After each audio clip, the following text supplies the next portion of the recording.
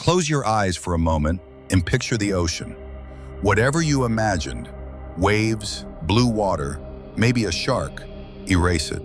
Because 450 million years ago, the ocean was something else entirely.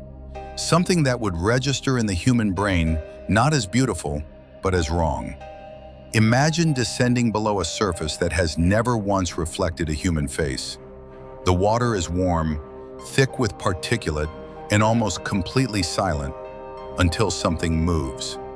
A shadow passes overhead that takes 4 full seconds to clear your field of vision. Then another. Then something coils past you that is longer than a city bus and built like a nightmare. You are not at the top of this world. You are not even close to the middle of it. This was Earth's ocean for hundreds of millions of years. And the question isn't just what lived here, it's why everything kept getting so impossibly, relentlessly large. Meet Endoceras, Devonian cephalopod, distant ancestor of the Nautilus. Except this animal reached lengths of 6 meters, roughly the size of a pickup truck, and it hunted by hovering vertically in the water column like a living torpedo, dragging prey into a beak strong enough to crack shell. It looked less like anything alive today and more like a design concept from a science fiction film. A straight cone of calcified shell, trailing soft tissue and tentacles. It had no precedent. Nothing in the evolutionary record leading up to it suggests the ocean was heading in this direction. And yet there it is, fossilized in Ordovician limestone in New York State, undeniable. Endoceras wasn't an anomaly, it was an announcement. The ocean had found a template, enormous, armored, apex, and it was going to keep returning to that template for the next 400 million years, across entirely separate lineages, as if following a blueprint no one wrote. Here's what makes marine gigantism genuinely strange. It isn't a single event. It isn't one lineage of creatures that grew large and dominated forever. It's a pattern, a recurring phenomenon that shows up independently across wildly different animal groups, separated by tens of millions of years, sometimes hundreds. Paleontologists call this convergent evolution, when traits appear in unrelated species. But the sheer consistency of ocean gigantism goes beyond convenient coincidence. Arthropods grew to the size of men. Fish grew to the size of armored vehicles. Reptiles grew longer than school buses. Whales eventually grew to the size of commercial aircraft. Each time, the ocean seemed to arrive at the same conclusion: bigger works. But why does bigger work so consistently here and almost nowhere on land? What is it about saltwater specifically that keeps unlocking this particular door in the genome? The answer, it turns out, has several layers, and each one is more counterintuitive than the last. The most intuitive driver of prehistoric ocean gigantism is the one written in teeth and trauma: the evolutionary arms race. When a predator grows large enough to threaten everything beneath it, evolutionary pressure on prey species becomes catastrophic. Individuals that grow faster, that reach larger sizes before maturity, survive longer and reproduce more. Over generations, the prey population skews larger. And then something happens that should be obvious, but feels almost cruel when you sit with it. The predator now faces the same pressure. Its prey is bigger. To catch it, the predator must grow further. This feedback loop has no natural ceiling. It accelerates until something external breaks it: a mass extinction, a climate shift, a collapse in food supply. The Silurian and Devonian seas were essentially laboratories for this process. Sea scorpions, eurypterids, grew to 2.5 meters while hunting fish that were themselves growing armored plating and reinforced skulls.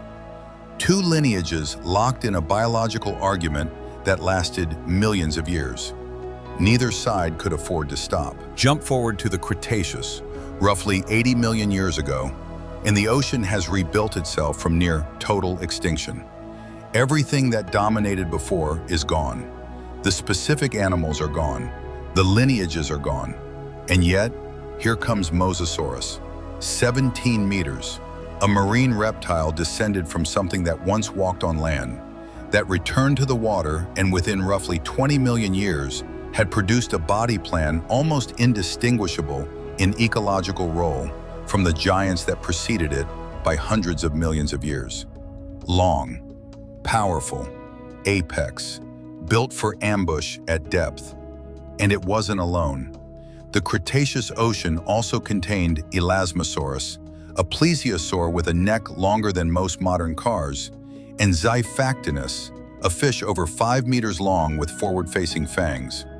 The ocean had been wiped blank and had drawn the same picture again. Different ink, same image. That's not coincidence anymore. That's something baked into the physics of the marine environment itself. So what are the actual mechanisms? 4 factors create conditions where ocean gigantism becomes not just possible, but probable. The first is buoyancy. Water supports mass in a way air simply does not. A creature that would be crushed beneath its own skeleton on land can sustain enormous size in seawater because the medium carries much of the weight. The second is ecosystem productivity. Prehistoric oceans, in warm periods, were extraordinarily rich in nutrients. A large predator needs enormous caloric input to sustain itself, and ancient seas, dense with plankton, invertebrates, fish, could provide that. Third, the near-total absence of land predators imposing selection pressure on marine species. The ocean is three-dimensional, vast, and largely ungoverned by anything outside it. Giants can simply be giants without the metabolic penalties imposed by gravity or the vulnerabilities of terrestrial exposure. Fourth is time. Deep, uninterrupted geological time in which evolutionary experiments compound without reset. But gigantism carries its own destruction inside it. The larger a species grows, the more food it requires, the slower it reproduces, and the narrower its ecological window becomes. A small organism can eat almost anything. A 6-meter predator has a very specific dietary requirement: large, available prey. And when that requirement can't be met, the species doesn't adapt quickly enough to survive. This is the paradox at the heart of marine gigantism. The very specialization that makes a giant dominant is what makes it fragile. Large body size also means longer gestation, fewer offspring per reproductive cycle, and a slower generational turnover, which means evolution itself moves slower in giants. When the environment shifts rapidly, small organisms adapt within thousands of generations. Giants may not manage it in millions. The ocean has repeatedly built enormous, dominant creatures and then watched them become too specialized, too dependent, too committed to a specific version of the world to survive when that world changed. And the world always changes. The end Permian extinction, 252 million years ago, is the worst biological catastrophe this planet has ever produced.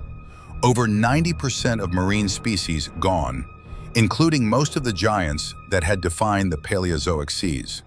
The end Cretaceous asteroid event, 66 million years ago, wiped the Mesozoic ocean's giants in a geological instant. What follows each of these resets is a period of almost eerie smallness.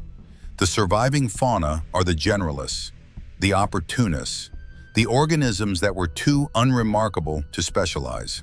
And then slowly, over millions of years, the pattern reasserts itself. Niches open, prey populations explode, predators grow to fill expanding ecological space. The arms race restarts.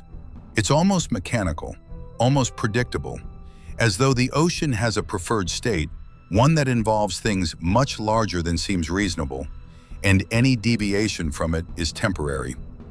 Every extinction is simply a pause before the same story is told again. So why don't we look into today's ocean and see the same thing? Where are the mosasaurs? Where are the enormous armored fish? The short answer is that the modern ocean is colder, less nutrient-dense in many regions, and recovering, on a geological timescale, from the Cretaceous extinction. Marine reptile gigantism has not returned because the mammalian lineages that colonized the ocean after the extinction event followed a different developmental pathway. But there's a more uncomfortable answer too. We may be looking at the ocean in an unusual window, a brief interglacial warm period with human industrial activity compressing ecosystems faster than evolution can respond. Some scientists argue the modern ocean is actually impoverished compared to any comparable period in Earth's history. We've hunted, warmed, and acidified a system that spent 500 million years trending toward complexity and scale. What we're seeing now may not be the ocean's natural state. It may be its depleted one. Here's what the fossil record actually shows if you step back far enough. Gigantism never stopped. It just changed form. The blue whale, alive right now, today, is the largest animal that has ever existed on this planet. Larger than any mosasaur, larger than any prehistoric shark, longer than 3 school buses, and heavier than 200 tons. The sperm whale dives to over 2,000 meters and hunts prey we have still never seen alive, in a zone of the ocean we barely understand. The giant squid, which we only photographed alive for the first time in 2004, reaches 10 meters and likely longer. The ocean is still producing giants. The template is still running. What the prehistoric record is really telling us isn't that something extraordinary happened in the past. It's that something extraordinary is still happening right now in water that covers 71% of this planet's surface. The question isn't why prehistoric oceans had so many giants. The question is, what's down there right now that we haven't found yet?